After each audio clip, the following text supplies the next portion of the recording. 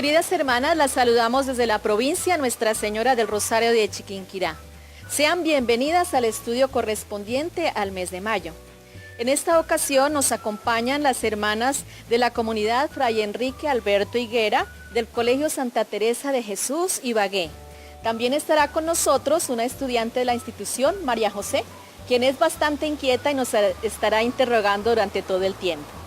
Estamos estudiando la exhortación apostólica Vida Consagrada del Santo Padre Juan Pablo II, dirigida no solamente a las congregaciones, sino al episcopado, a las sociedades de vida apostólica y a todos los fieles sobre la vida religiosa y su misión en el mundo.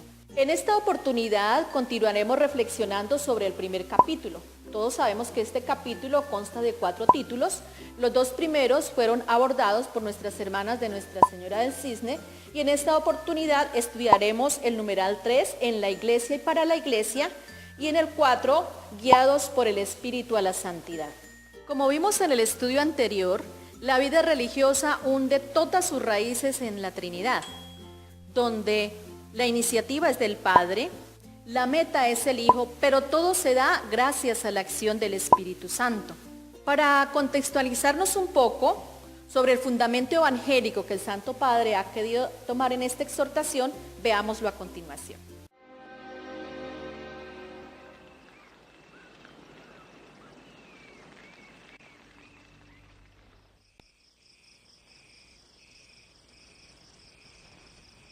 Jesús subió a un monte a orar.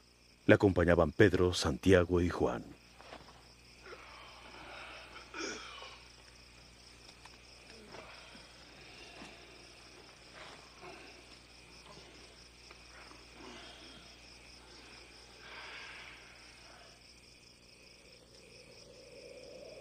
Mientras oraba, el aspecto de su rostro cambió y su ropa se volvió muy blanca y brillante. Súbitamente aparecieron 2 hombres conversando con él. Eran Moisés y Elías, que estaban rodeados de un resplandor glorioso. Cumplirás el propósito de Dios. Morirás en Jerusalén.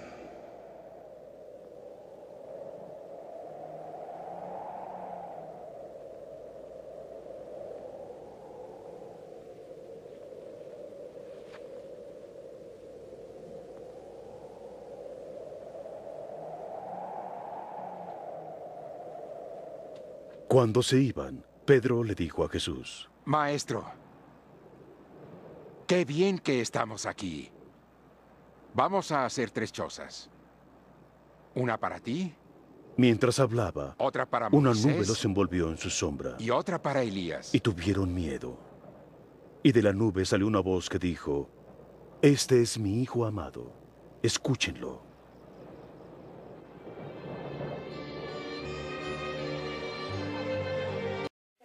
Después de que ya vimos el video, ¿por qué Pedro habla en nombre de todos? Bueno, María José, como has podido observar, Pedro se extasía, pero no se aísla.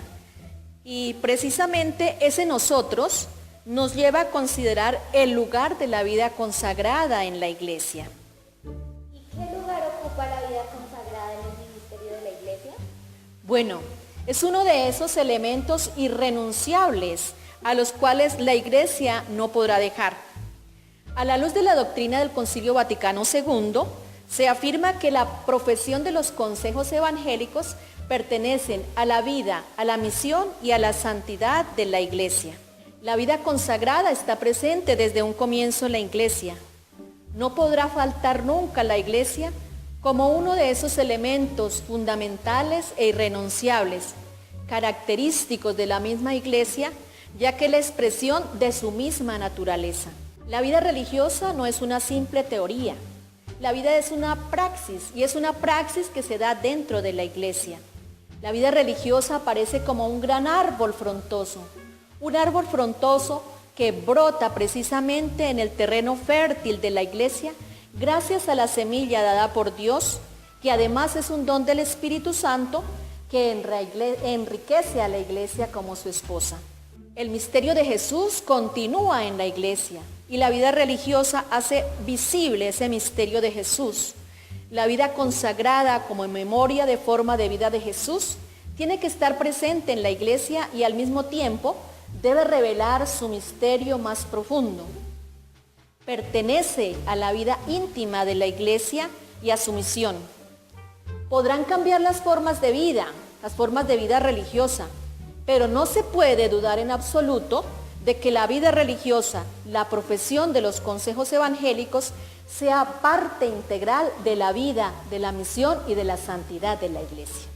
La nueva y especial consagración.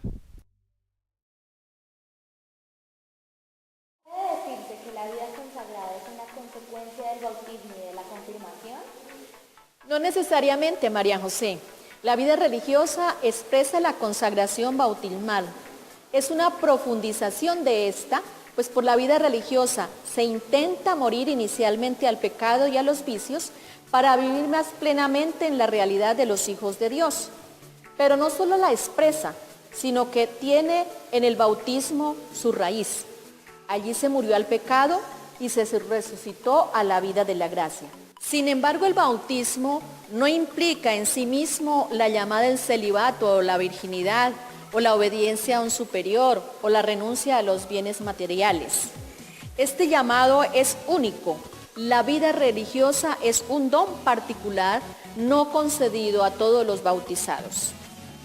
La profesión de los consejos evangélicos es un desarrollo de la gracia de la confirmación, obviamente, de todos los confirmados, pero va más allá de las exigencias a cualquier confirmado, porque allí se confieren los dones y gracias del Espíritu Santo, en los cuales se da la posibilidad de desarrollar nuevos frutos de santidad, nuevos frutos para la iglesia, nuevos frutos para el apostolado.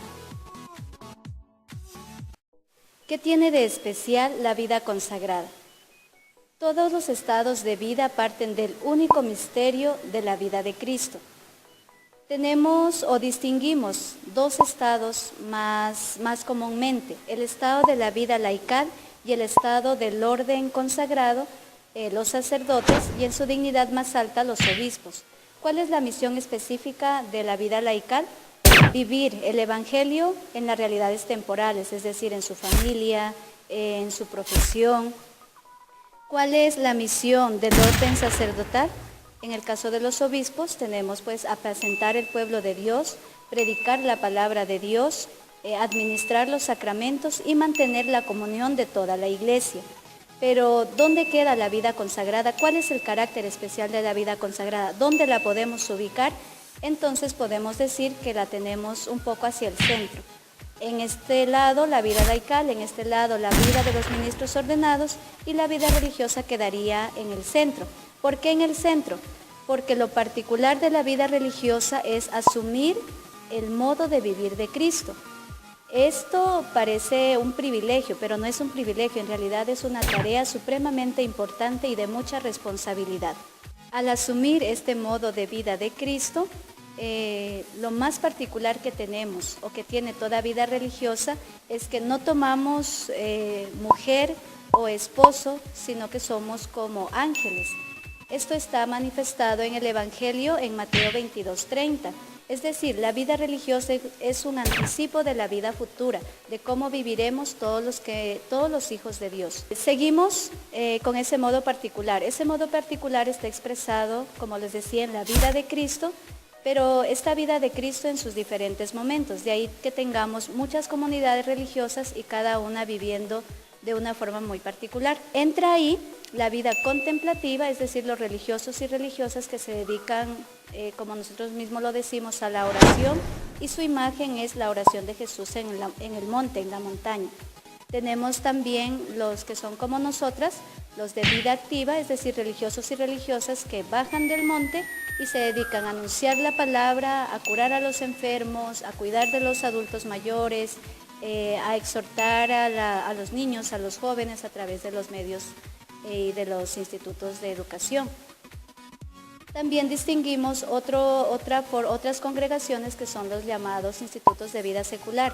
¿Cuál es la misión específica de ellas? Vivir dentro del mundo, con el mundo, pero igual con esa opción por el reino de los cielos, sin casarse, sin tomar mujer o esposo para vivir esta vida consagrada. Bueno, hermana, Todo lo que hemos hablado se basa en la transfiguración. Entonces, ¿por qué los discípulos estaban con Jesús? ¡Wow! ¡Oh, glorioso Jesús! ¿Por qué tenían miedo? Bueno, María José, los sinópticos resaltan ese temor de los discípulos realmente porque aunque se encuentran con Dios que está mostrando toda su gloria, no deja de haber ese temor humano hacia la santidad de Dios. Es una fuerte exigencia que nos da el Señor a todos sus hijos, a la conversión y a la santidad, a un cambio de vida concreto. Y ese cambio de vida es un particular llamado a los que somos consagrados, porque nosotros debemos dar ejemplo a los demás de ese cambio y de esa transformación en nuestras vidas. Sí, muy hermosa la cosa esa de la santidad, bla, bla, bla, pero ¿de qué nos sirve? ¿Para qué o qué? La santidad es un llamado que todos tenemos a ser felices, pues obviamente nos sirve para alcanzar el plano, el ideal que Dios tuvo de nosotros cuando nos llamó a la existencia. Y todos los que han logrado ese gran reto de la santidad son para nosotros un ejemplo, y a lo largo de toda la historia de la Iglesia los santos han sido fuente de renovación en las circunstancias más difíciles, mostrándonos que es posible seguir el camino del Evangelio y las enseñanzas de Jesús. ¿Para ser santo obligatoriamente tengo que ser religiosa? No necesariamente tienes que ser consagrada, religiosa, monja, sacerdote para ser santa. Lo que pasa es que para nosotros hay un compromiso mayor de ejemplo a los demás, y tenemos en la profesión de los consejos evangélicos ese camino hacia la santidad que de una u otra manera es una seguridad de que vamos por esa senda de cristificarnos, de volvernos como Él. Bueno, la hermana Miriam habló anteriormente de que había diferentes tipos de religiosos, pero ¿por qué? Hay unos de diferentes colores, sabores, razas, marcas. ¿Por qué? ¿Por qué unas usan velo, otras no usan velo? No termino de entender. Efectivamente hay diferentes colores, pero no hay razas ni hay clases diferentes. No, lo que sucede es que el Espíritu Santo a cada comunidad religiosa le ha dado un don, un carisma, una forma particular de vivir el Evangelio.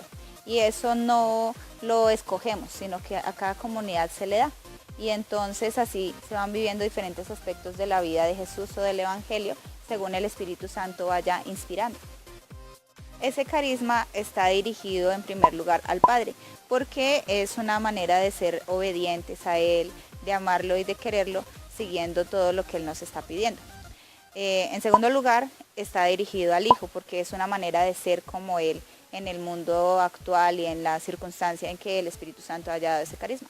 Y en tercer lugar, ese carisma está dirigido al mismo Espíritu Santo, porque es el que hace fecundo el amor de Dios en medio de la sociedad en diferentes maneras de ser.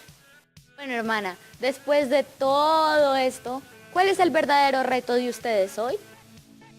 Tenemos muchísimos retos en este mundo actual, pero es de vital importancia, según pues el documento y lo que nos dice la Iglesia, vivir con audacia, vivir con una fidelidad creativa al carisma que hemos recibido, porque se trata de ser fieles a lo que recibieron nuestros fundadores, en nuestro caso particular, pues la Madre María Sara, lo que ella recibió. Vivirlo no pegadas a la letra, sino pegadas al espíritu, que es lo realmente importante, y cómo ellos actuarían en nuestro lugar hoy. Entonces, siendo fieles a ese carisma y a ese regalo del Espíritu Santo, evidentemente podemos lograr muchísimas más cosas en este mundo actual. Todo eso tan bonito, bla, bla, bla, se va condensando en algo que se llaman las reglas y las constituciones de cada comunidad religiosa. Eso es donde está el Evangelio escrito para cada comunidad religiosa, donde está lo que nosotros debemos vivir. Y la gracia es permanecer fieles a eso que dice ahí, en esa regla o en esas constituciones. En pocas palabras, el principal reto de nosotras hoy es ser como Jesús, pero ese ser como Jesús lo tenemos precisamente en las reglas y constituciones. Así que ya se me olvidó qué era. Yo corto esa parte, hágale tranquila. Así que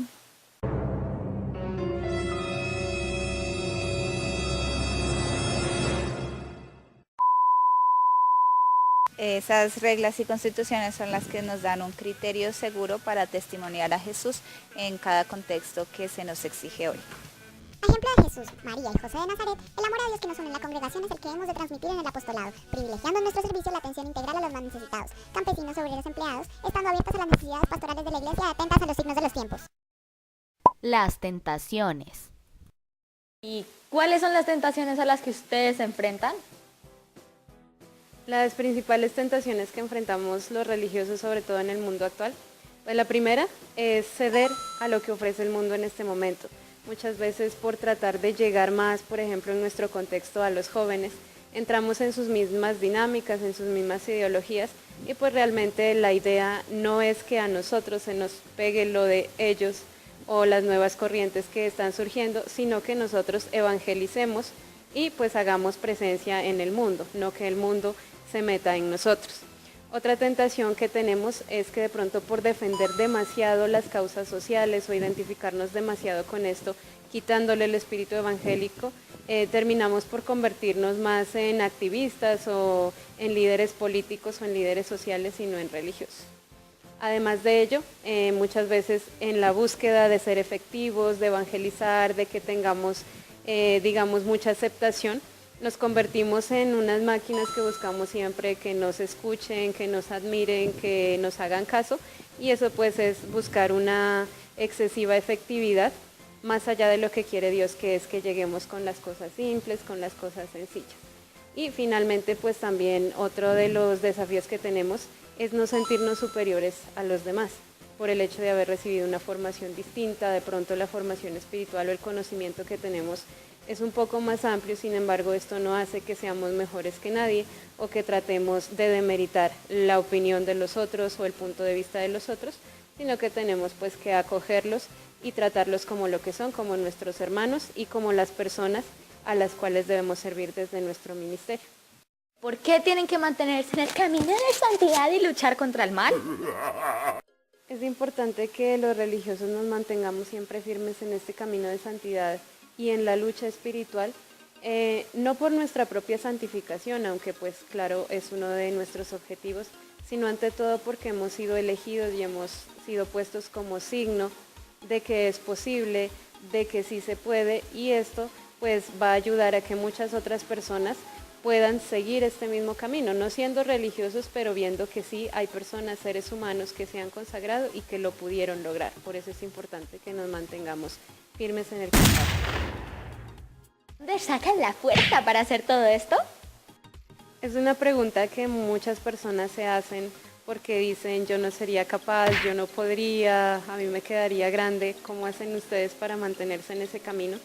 Pues realmente la fuerza no viene de nosotros, la fuerza no es nuestra, no es que nos levantamos un día y decimos somos ya superpoderosos, no nos afecta nada, no tenemos tentaciones, no, simplemente es que todo lo que se nos presenta lo ponemos siempre en manos de Dios, seguimos el ejemplo de oración de Jesús.